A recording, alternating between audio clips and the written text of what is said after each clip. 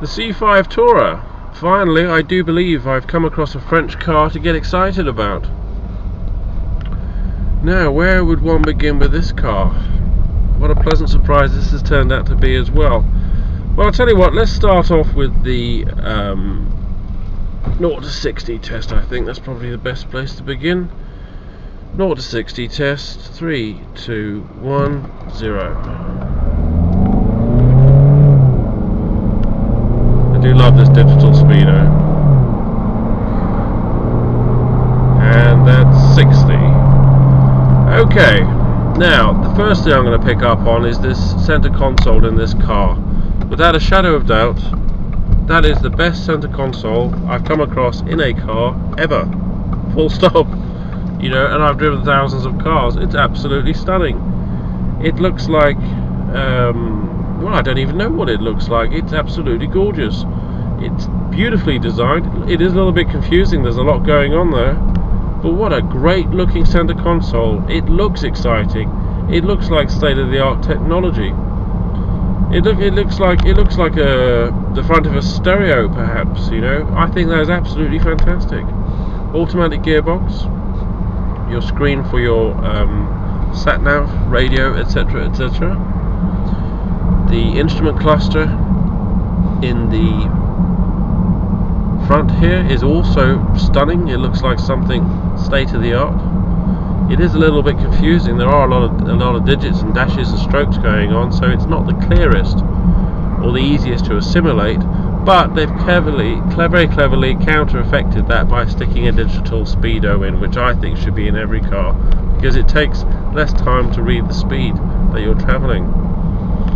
It is a little bit obstructed by the steering wheel, but not to a great degree. In fact, the general interior is pretty sturdy, well put together, and attractive. It's a very stylish Citroen, and I never thought I would ever say that. The wing mirrors, they're a good size, and they actually protrude quite far from the car. The rear view vision is not obstructed in any way by the headrests, and believe me, that is rare. There's only one thing I can find about this car that I don't like, and that's this centerpiece here, which doesn't revolve with the steering wheel. This is for the airbag and a lot of additional controls. This really is a pain in the ass when you're driving. It's not so much obvious on this car, but on the smaller versions of Citroens, you are aware of it. It catches your hand. It sort of disorientates you while you're driving. Now, apart from that, I can't find anything wrong with this car. The steering is fantastic. It's smooth. It's silky. I can feel the power steering, but at the same time, I can feel the road. You give the car a bit of a wiggle test. It boats all over the place like a big fat wooden day cruiser sitting in the sea.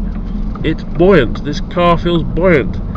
But because it's got the traditional Citroen suspension, it makes for an absolutely awesome ride. And going around the roundabouts, well, it doesn't struggle with corners at all. You know, you think with that big boaty suspension it would lean all over the place, but it goes around the corners lovely. It holds the roads lovely. It's not fantastic, but it's very, very good. Now I'm just going to do a brake test. I'm not going to do an emergency stop. I'm just going to do a firm brake.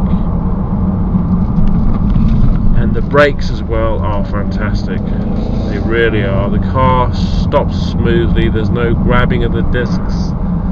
Very, very gradual pressure can be applied. You can feel all 4 calipers working in synchronization. You know, I never thought I was going to come across a French car that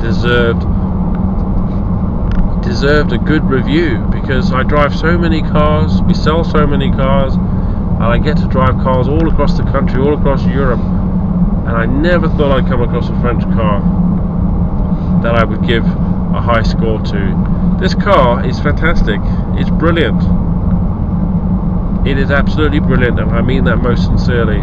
If anybody is thinking about buying one of these, I would very strongly urge you to take one for a test drive, because I personally think this car is superb.